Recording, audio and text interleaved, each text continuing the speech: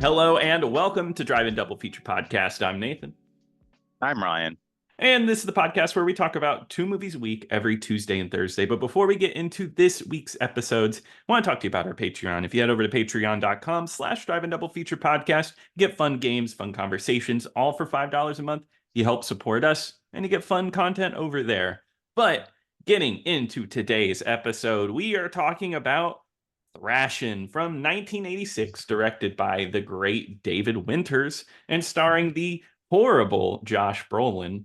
That's how we should introduce it, right? Is that it? Is that what you say every time you see Josh Brolin in a movie? You say the horrible Josh Yeah, Brolin? the horrible. Except in Avengers, of course. He's really good in Oh, Avengers. as Cable. Okay. Oh, that's right. Yeah, he is. Yeah, I love the Deadpool movies. It's my favorite. um, but this is a skateboarding movie. I feel like we've covered these a few times before. Oh, Nathan, this is actually a returning director. I just noticed. It is okay. Who? What is? I gotta know. Nathan, he directed the last horror film. Really? Oh my God! Really? Remember that movie? I do remember. That's the one with Oh God, I forget his name, but he's in so many movies. Joe Spinelli, Yeah, the Joe. Yeah, the guy from he's in Rocky. Rocky and Taxi Driver. It's Yeah. he. But yeah, I looked and I was like that name seems familiar. I'm like Nathan, we've done so many movies now that we're just like I think every director now is going to be a returning I director. know it's true. It's true. We have to do like people that directed like one movie, and then we'll get a new director. Um, Hmm. But just in case you're in the Philippines listening, I gotta let you know that this movie is called Challenge to Win Thrashin. So just in case you were a little confused by today's movie, that's what's going on. Oh well, having grown up in the Philippines, I appreciate you saying that. Yeah, of course. I want to make sure everybody is seen and heard. Okay, so I think that's a very important here. But Thrashin, I knew nothing about this movie. I just knew of the poster, knew it was a skating movie. Cool, works for me. Ryan, do you have any experience with Thrashin? I do not, although I guess I kind of do because apparently they did this. There's like one scene from this movie where they recreated as a Oh, jackass stunt on the show, yes, yeah, the and jousting scene. so I that's probably been my only experience with this movie, but I couldn't even tell you it was from that movie even. No, yeah, I know the stunt, but yeah, when I watched the stunt, I didn't think about this movie. This movie actually does have a lot of cred, though, especially with skaters. A lot of old school skaters really love this movie. And it's kind of funny. This would have been fun. I mean, our pairing this week, well, I'll tell you beforehand, before Thursday, it's a really fun pairing. But this would have been good with Rad because Rad came out the same exact year as this one, and that's the BMX side of all of this. So I don't know. It would have been interesting. And Nathan, what's your experience with skateboarding in general? Skateboarding in general, I'm terrible. I've always wanted to skate, but my sense of balance is really bad. So I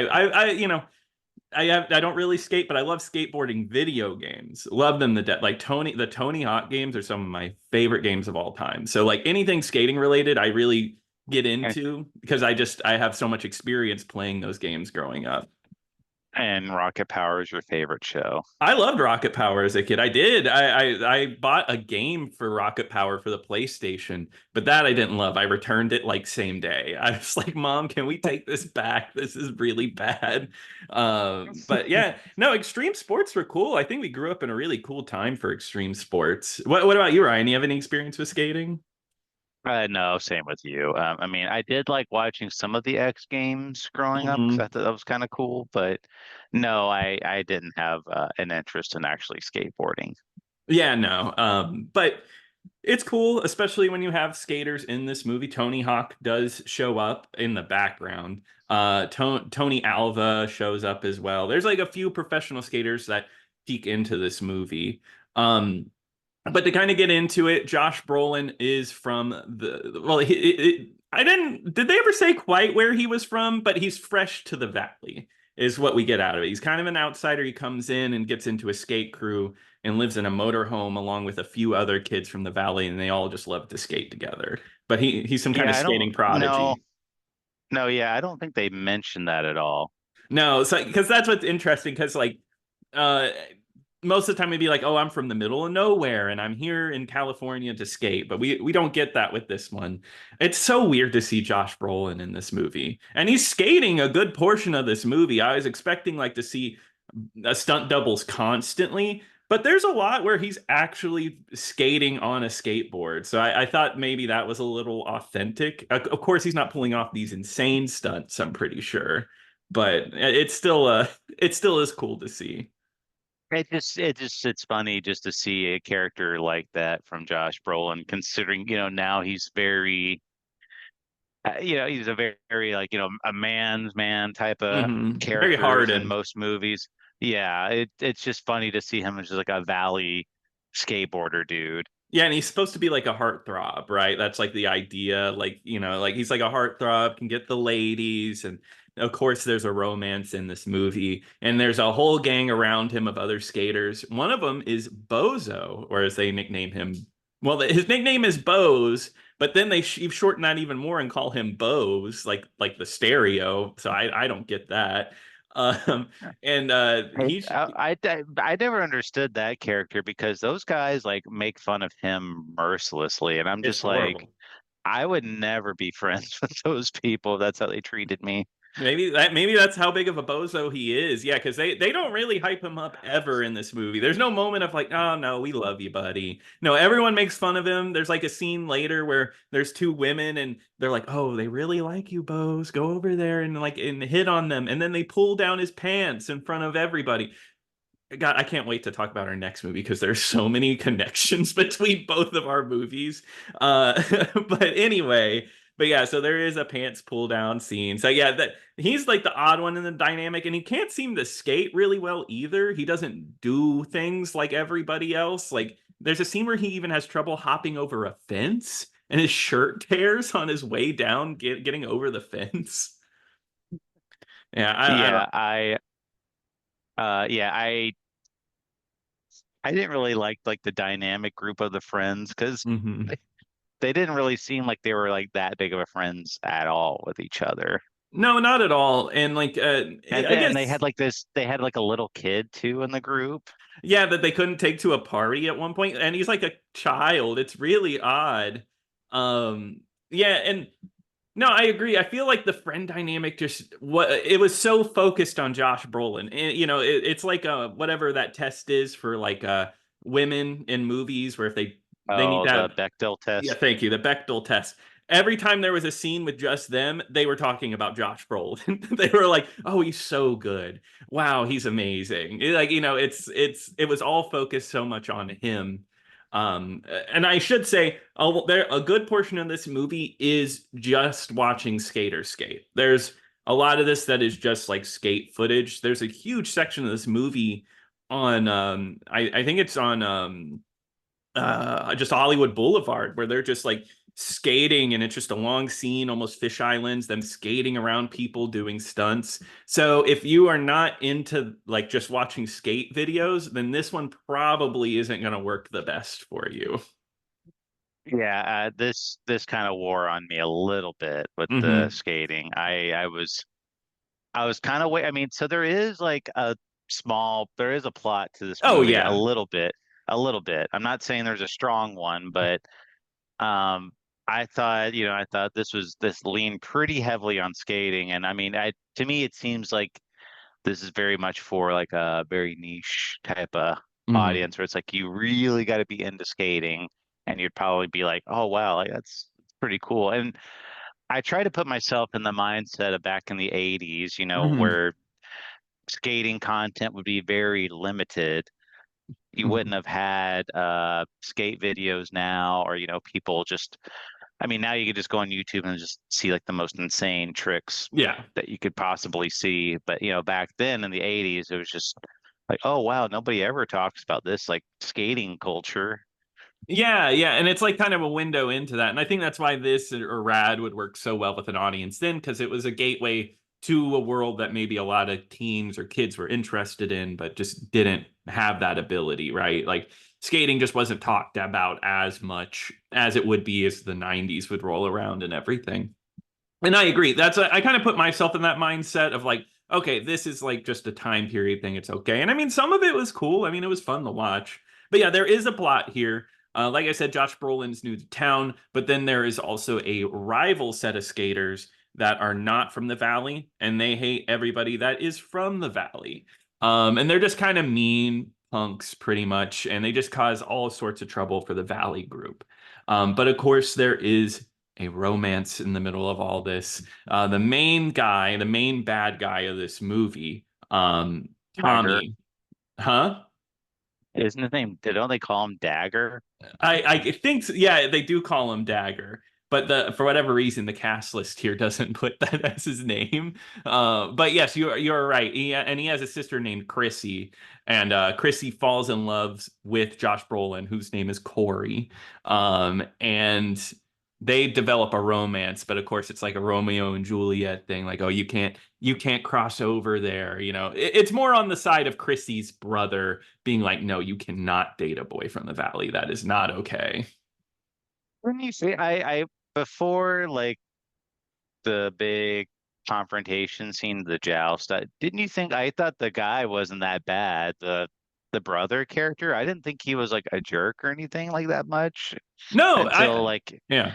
Go ahead. until like they got to the whole like, oh yeah, I don't want you seeing him or whatever. But even in the beginning of the movie, they're like, oh, he's a real bad dude. But when he would show up, it was kind of like it's like, oh, this guy seems pretty polite. Like, like their gang was like skateboarding and there was like a little kid. They like patted him on the head and they're Yeah. like, No, no, I agree. I actually thought he was pretty understandable until like, I feel like it was almost forced, script forced, like there has to be some confrontation here.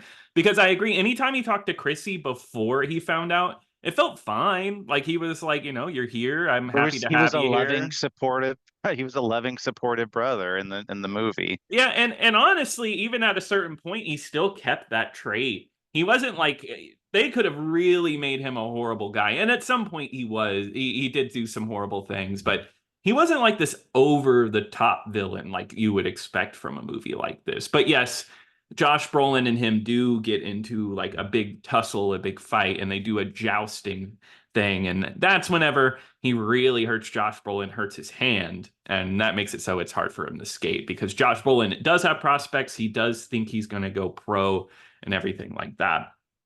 But this There's is like they kind of bring up that one point a little bit because there is like that one old guy that shows up and he's just like, hey, like, you see these skateboards? Like, we're looking for like a face of this Mhm. company. It could be you. We're looking Mhm. for people in this big competition.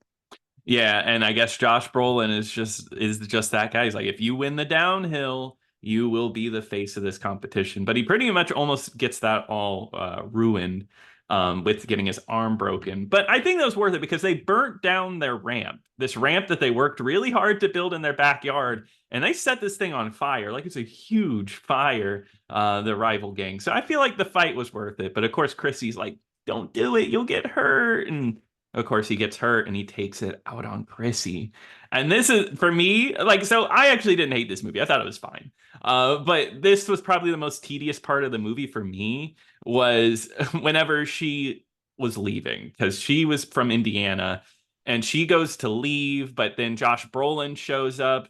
And I think it's just one of the girls in the gang is like, oh no, she already left, and she hadn't left at all. So it's just kind of like they don't get to talk to each other, and she goes on a bus and leaves Indiana and leaves Josh Brolin behind. So it's this whole montage. And for me, like the plot in general, I've seen it a million times. It's a little tedious. We know where this is gonna go because she turns right around and goes right back to California.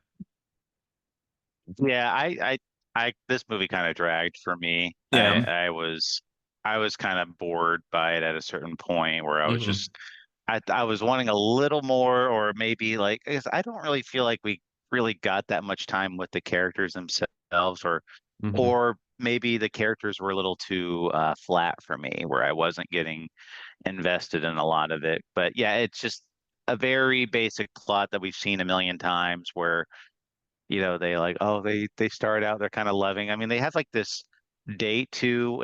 Did you notice like when this date that they go on, it almost seems like it was filmed like guerrilla style, where it's like I they noticed went to that, this yeah.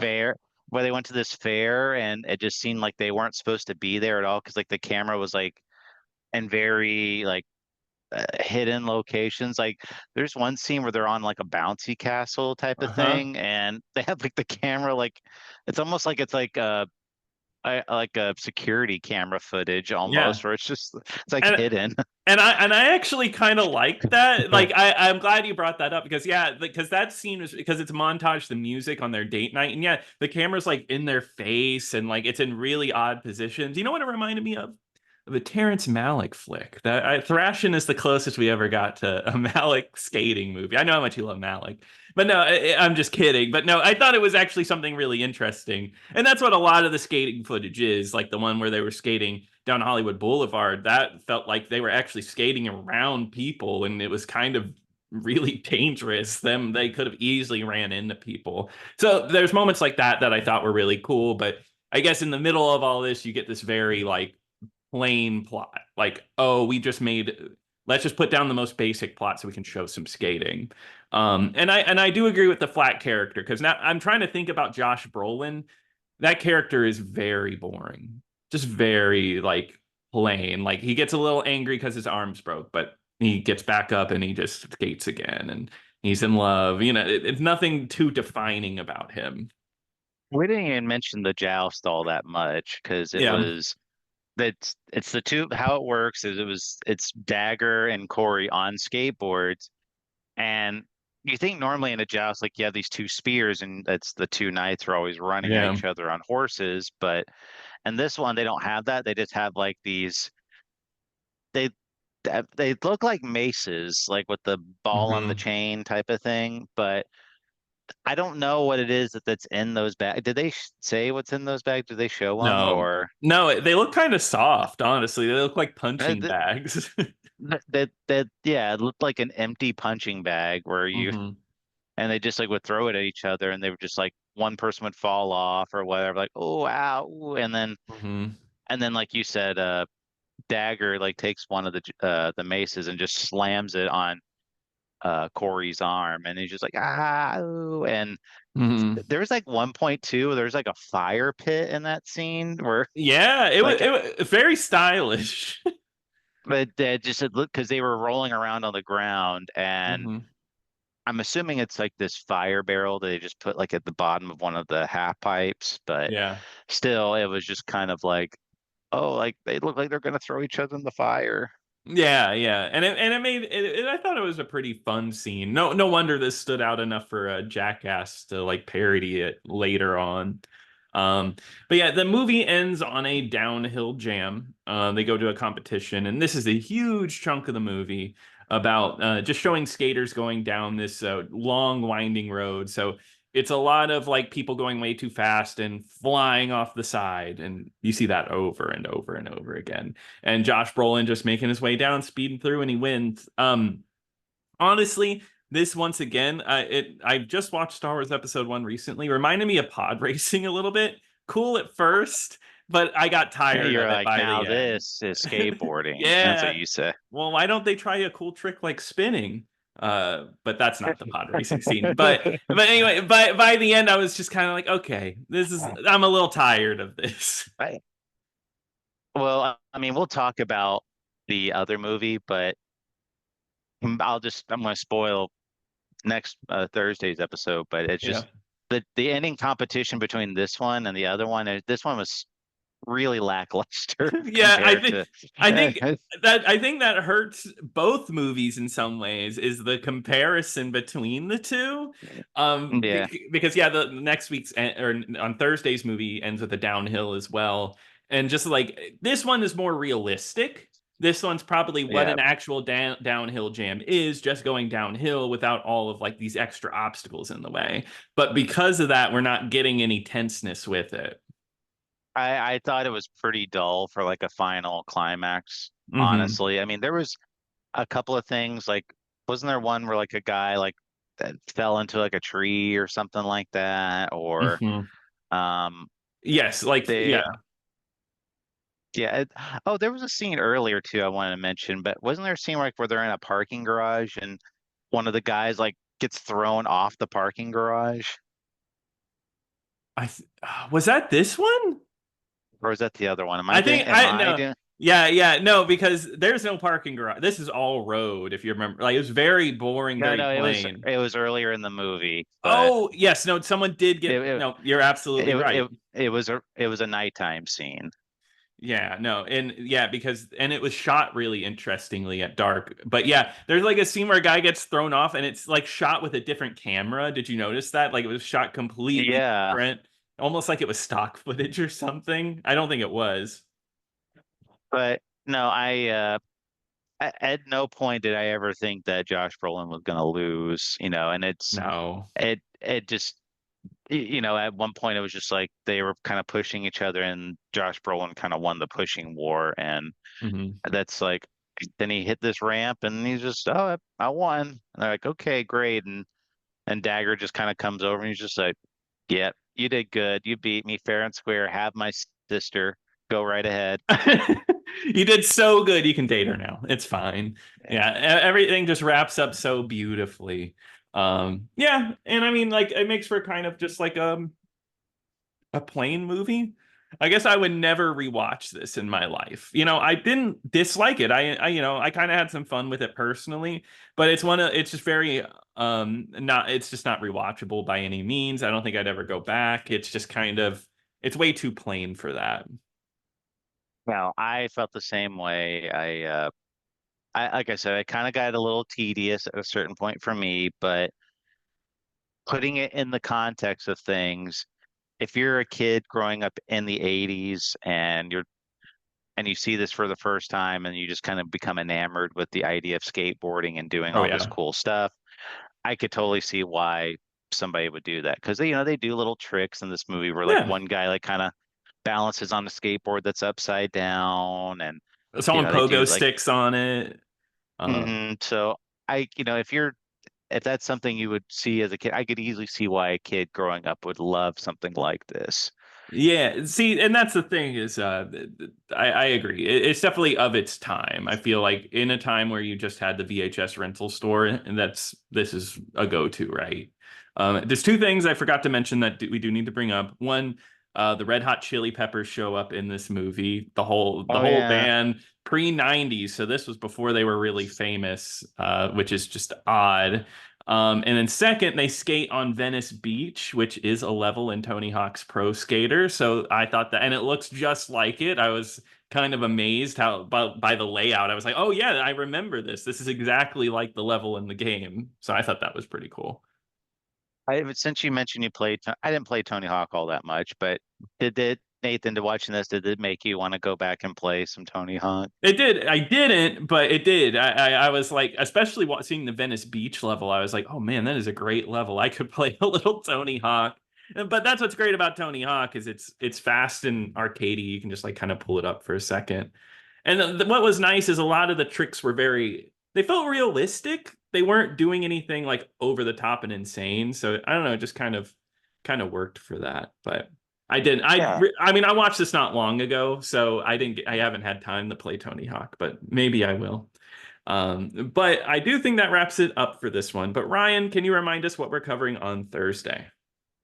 Well, Nathan, we are going to be talking about 1993's Airborne, which is not streaming anywhere. You're going to have to pay for that one. Sorry. Yeah, and when we say not streaming anywhere, it is not streaming anywhere. Nope, not at all. But yeah, no, I'm excited to talk about that one. But if you want to send us an email, you can email us at driveanddoubleFeaturePodcast@gmail.com. You can also check us out over on YouTube. But until next time. Until next time.